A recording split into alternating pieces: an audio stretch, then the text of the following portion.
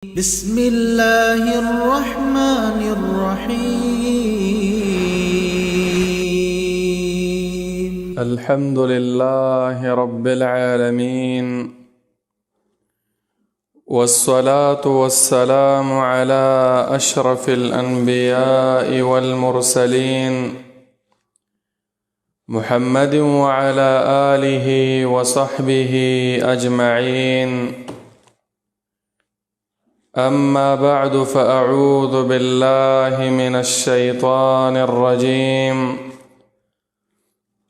بسم الله الرحمن الرحيم. عن عائشة رضي الله عنها قالت: كان النبي صلى الله عليه وسلم يعجبه التيمن في تنعله وترجله وطهوره وفي شأنه كله. دو عمدة الأحكام دا نهم نمبر حديث دے.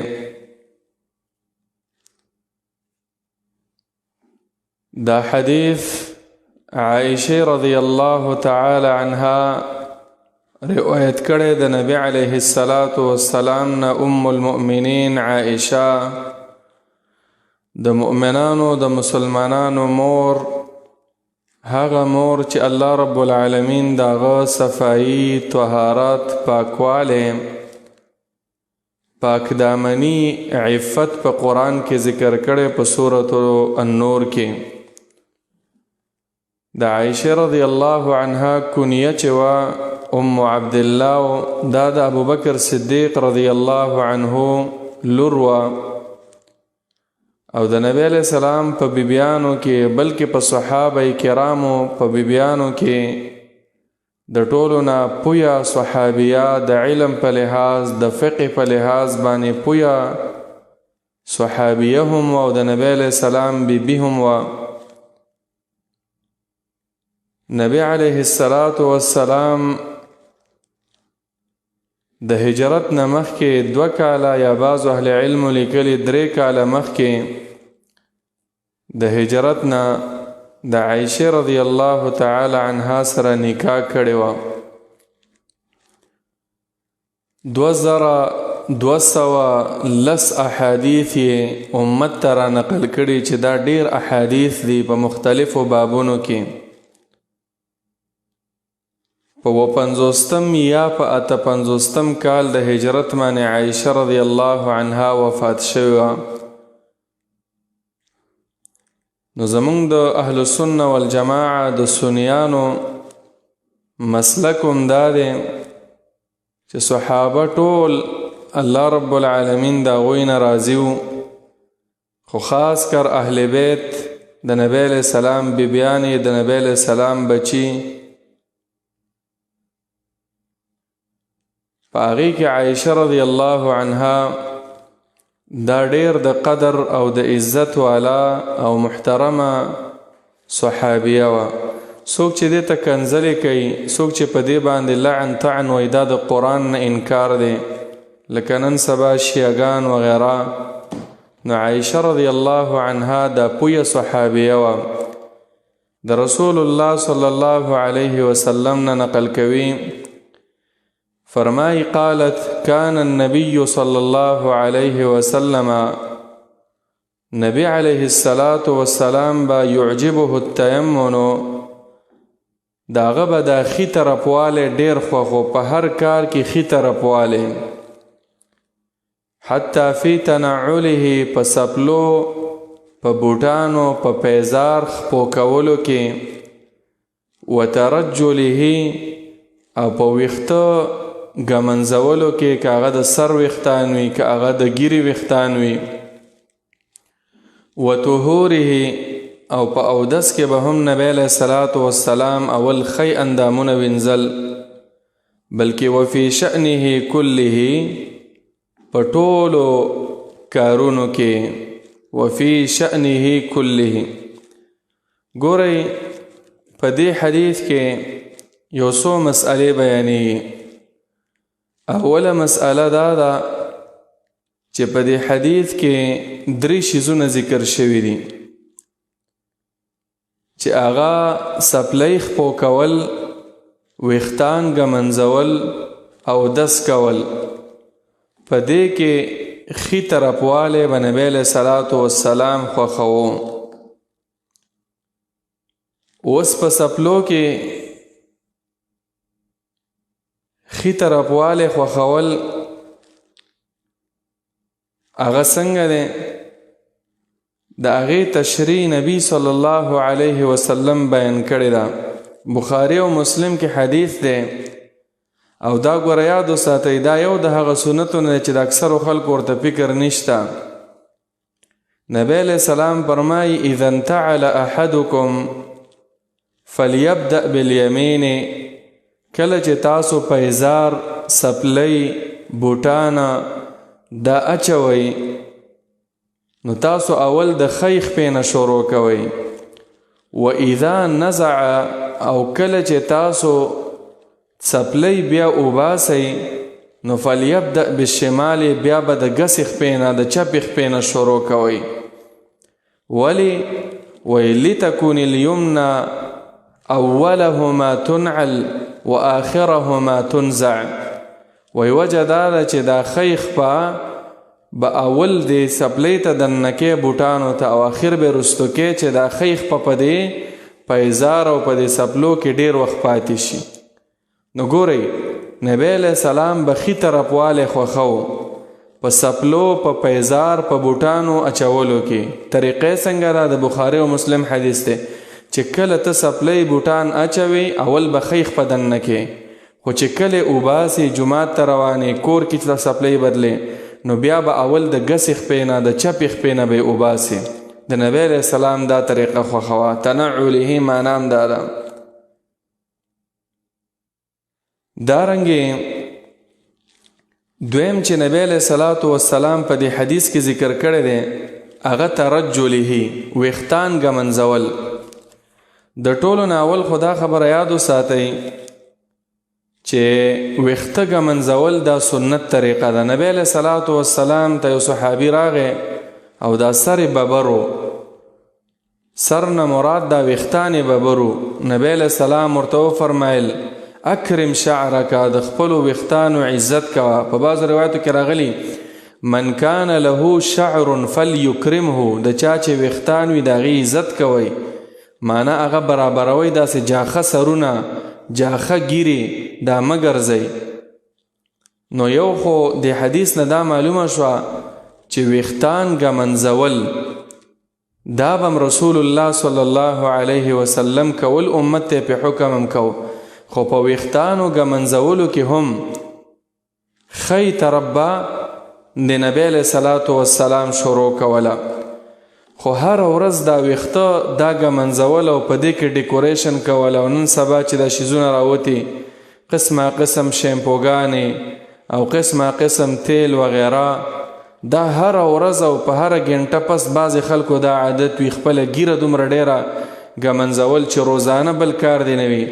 نبی علیه السلام ګوره د دې نه بیا منع کړی. ابو داود ترمیزي کې حدیث دی د عبدالله ابن مغفل رضی الله عنه چې نهى رسول الله صلی الله علیه وسلم عن الترجل الا غبا. د خپلو ویښتو اکرام به کې ږمنځی به خو کله کله جاخوالي ته مه پرېږده. داسې نه چې په ورځ کې 15 ځل د خپلو ویښتانو نه تاوي.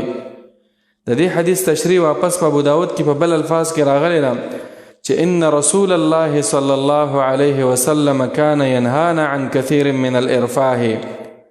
نبی علیه الصلاة والسلام مونږ د ډیر تجاوز نه د دې نه مونږ منع کړو. د دې ارفاه معنا هم دا ده چې بار بار خپلو ویښتو ته نښتئ او دغه کله ږمنځی او کله یې څکې او کله ورله تیل ورکې وغیره. به هر حال په ویښتو ږمنځولو کې هم طریقه دا ده که دا ګیره ږمنځی اول د ښي طرف نه شروع کوه، که دا د سر ویښتان ږمنځی اول د ښي طرف نه شروع کوه. دا هم سنت طریقه ده. حتی په صحیح روایت کې راغلی دی په مسلم شریف کې چې نبی علیه السلام چې کله په حج کې خپل سر خری و نو حلاق او هغه چاته چې سر خره هغه ته ویلا وی خذ و اشار الى جانبه الایمن، اول چې مال سر خره د خي طرف نه شروع کا او بیا ګس طرف نه. ورستو براشم چې نبی له سلام بکله غسلم کو، اول به د خي طرف وینځو، بیا به دا ګس طرف او بیا په ټول سر باندې اوبر واچولې. نو د سر په وختانو کې خي طرف واله دا چې ده دا هم سنت طریقه ده. والطهور دی حدیث کې راغلی وطهوره، نبی علیہ السلام په اودس کې هم اول به خي طرف نه شروع کوله. طهور نه دلته مراد اودس دی چې اودس کو اول به خی لاس وینځو بیا ګس لاسه، او داسې اول خیخ په وینځل بیا ګسخ په وینځل. نو دا راغلی، بلکې په صحیح حدیث کې راغلی نبی علیہ السلام په دې باندې امر کړی دی. دا ابو داود، ابن ماجه، ابن خزیمه د صحیح حدیث دی چې نبی علیہ السلام فرمایي، د ابو هريره رضی الله عنه روایت دی چې اذا توضأتم فابدؤوا بميامنكم، ای زما ملګرو، ای زما امتیانو، کله چې تاسو اودس کوئ شروع د خي طرف نه کوئ. داسې مه کوئ چې تاسو اول ګس لاس وینځئ بیا خی لاسه، اول ګسخ پینځئ چپخ پینځئ او بیا خی نه، خي طرف والی کوئ. نو د نبی علیه السلام طریقه دا وه چې دا خي طرف والی دا به د نبی علیه السلام خوښو. وفي شأنه كله، په هر کار کې د نبی علیه السلام خي طرف والی خوښو. لکه اخستل خرڅول، یو دکاندار دی څه شی خرڅوي په خي لاس باندې سودا ورکوه، په خي لاس ته پیسې اخله. الاخذ والاعطاء، خوراک او سکاک په خی لاس باندې، اوبس کې په خي لاس باندې، خوراک کې په ګس لاس باندې، په خوراک کې څوک په ګس لاس باندې خوراک کوي تو ورته حکم کوه چې نه په ګس لاس باندې خوراک دا مه کوه. صحیح حدیث کې راغلی مسلم شریف کې چې یو سړی و نبی علیه السلام سره ناستو او هغه یأکل بشماله، په ګس لاس په چپ لاس باندې خوراک کو. نبی علیہ السلام ورته ویل کل بیمینک، په خی لاس خوراک کوه. د دې حدیث نه دا معلومیږي چې څوک هم لیده چې په ګس لاس خوراک کوي داسې مه وایه چې حاجي صاحب دې خفه بشي، مشر دې خفه بشي، میلمه دې خفه بشي. نه، دعوت کوه. هغه بس سړی ډېر متکبر و چې نشم کولی لاس ستوي. اوس هم داسې خلک شته چې مړه دا خو بیا ګنده کېږي، زه خو پې دا جوس کم یا پیپسیس کم بیا خو دا لاس ګنده کېږي. حالان کې په دغه خی لاس دا خولې ته وړي، خوراک پې کوي، وایي ګنده دی، او چې بیا څه شی راخلي به یې په ګس لاس راخلي. نبی علیہ السلام ورته ویل لستطعت، بس الله دې درنه طاقت واخلي، خیرا یې ورته وکړه. او مغه چلو چې حدیث کې راځي وایي فما رفعها الى فیه، او دا لاس چې دی فالج شو په ګس لاس د وجې د خوراک کولو نه، او هغه پورته یې نه کړ خپلې خولې ته. نو په خی لاس باندې خوراک کول دا سنت طریقه ده. بیا نبی علیه السلام وویله ویلا یأکلن احدکم بشماله، ای زما امتیانو په ګس لاس ګوره خوراک به نه کوئ. ولا یشربن بها، او په ګس لاس به اوبه، پیپسي وغیره چې کوم د سکاک شیزونه دی هغه به نه څکئ. ولی فإن الشیطان یأکل بشماله ویشرب بها، دا شیطان چې دی دا په ګس لاس باندې خوراک کوي، په ګس لاس باندې سکاک کوي. ولا یأخذ بها ولا یعطي بها، او دا شیطان چې دی دا په خی لاس باندې چاته ورکړه نه ورکوي، او په خی لاس باندې چا نه څه شی اخلي. نو زما امتیانو تاسو به هم په ګس لاس باندې به چا نه څه شی نه اخلئ، په ګس لاس به چا له څه شی نه ورکوئ، په خي لاس باندې. دا د خي لاس مسئله دا عامه کوي. بیا دې حدیث کې الفاظ دي چې نبی علیہ السلام وویله.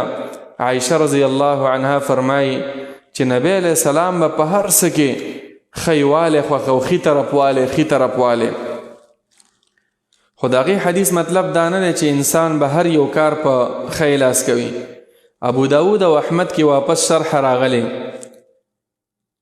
حفصه رضی الله عنها فرمایي كان النبي صلى الله عليه وسلم يجعل يمينه لطعامه، داخل لاس به نبی علیہ السلام د خوراک د پاره د سکاک د پاره و ثيابه چې کپړې به مچولې اول به د خی لاس نه شروع کوله ويجعل شماله لما سوا ذاك دا ګس لاس دا به د قضای حاجت د پاره انسان چې کله حمام ته لاړ شي باتروم ته لاړ شي قضای حاجت کوي نو ګس لاس به استعمالوي خی لاس په هغې باندې به استنجا نه کې په خی لاس باندې به ځان نه صفا کې نو دا د دې حدیث مطلب د نور په هر کار کې به د نبی علیه الصلاة والسلام هغه ښي طرفوالی خوښ و حتی یو روایت کې راغلی دی بخاري کې حدیث دی چې نبی علیه الصلاة والسلام ته یوه پیاله راوړلی شوه او د هغې نه اسکاک وکړو ښي طرف ته یو موړوکی ماشوم ناست و غلام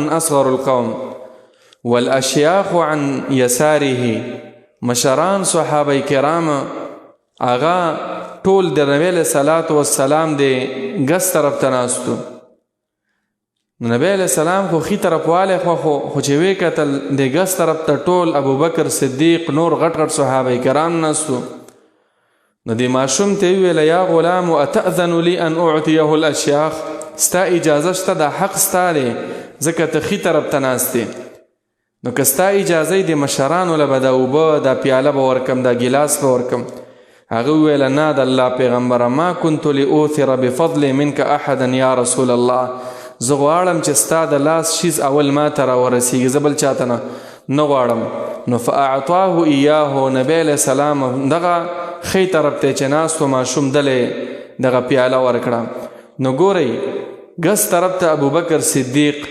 مشران صحابه کرامو او ښی طرف ته ماشوم ناستو خو د نبی علیه السلام ښی طرفوالی خوښ و د دې وجې نه هغه به د ښي طرف نه شروع کوله نو هغه له یې دا ورکو ښي والی نو عزیزانو په هر کار کې ښي طرفوالی کوئ حتی حدیث کې راځي نبی صلی الله علیه وسلم به چې کله پریوتو اوده کېدو به نو هغه به بخاري او مسلم کې دا حدیث دی ینام علی شقه الایمن چې کله به بسترې ته لاړو په ښی طرف باندې به سملاستو په ګس طرف مه سملی پړه مخ به نه سملی نو په ښی طرف باندې سمله دارنګې په صفونو کې جماعت ته چې ځې ښی طرف ته کوشش کوه چې د امام ښي طرف ته کښېني نو په دې حدیث مطلب هم دا شو چې د نبی علیه الصلاة والسلام په هر کار کې ښی طرفوالی خوښ او د نبی علیه السلام چې خوښ وي هغه د ځان نه خبرې نه کوي وما ینطق عن الهوا ان هو الا وحی یوحى دا به نبی علیه السلام ته وحی کېدله نو مونږ امتیانو لم پکار دي چې راکړه ورکړه دا په ښی لاس مصافحه چا سره لاس ملاووې دا په ښی لاسه اوبه چې څکې په ښی لاس خوراک چې کې په ښی لاس باندې اودس چې کې شروع د ښي طرف نه کوه غسل چې کې اول د سر ښي طرف وینځه ویښتان چې ږمنځې اول ښي طرف نه شروع کوه که د ګیرې ویښتان وي که د سر ویښتان وي که پریوځي په ښي طرف باندې پریوځه جومات ته ننوځې ښی خپه مخکې کوه چې راوځي ګسه خپه مخکې کوه حمام او دارنګې باتروم ته قضای حاجت ځای ته ننوځې ګسه خپه مخکې کوه چې راوځي ښی طرف مخکې کوه خو قاعده دا شوه په ښه کارونو کې ښی خپه او چې کوم سړی داسې قضای حاجت لځي یا نورو ځایونو لځي نو هلته ګسه خپه مخکې کوه نو حدیث هغه خلاصه دا شوه یو ځل ترجمه واورئ عن عائشة رضي الله عنها دا عائشة رضي الله عنها روایت دیم قالت دیوئی کان النبی صلی اللہ علیہ وسلم وہ نبی علیہ السلام یعجبه التیمن چی خوخو نبی علیہ السلام تخی طرف والے خیوالے فی تنعوله پا سپلو او پا پیزار خپو کولو کے مخ کی تیر شو چی سپلی پیزار بوٹان اچے خیخ پا بدن نکے خوچی اوباسی گسخ پینا بے مخ کی اوباسی بخاری مسلم حدیث دے وترجله او په ویختانو ګمنځولو کې کاغه د ګیری ویختان وي کاغه د سر ویختان وي د ښی طرف نه شروع کوه وطهوره او دارنګې په اودس خپل کې نبی علیه السلام به د ښی طرف نه شروع کوله که غسل به و که عام اودس به و وفي شأنه كله پټولو کارونو خپلو کې به نبی علیه الصلاة والسلام د خی طرف نه شروع کوله.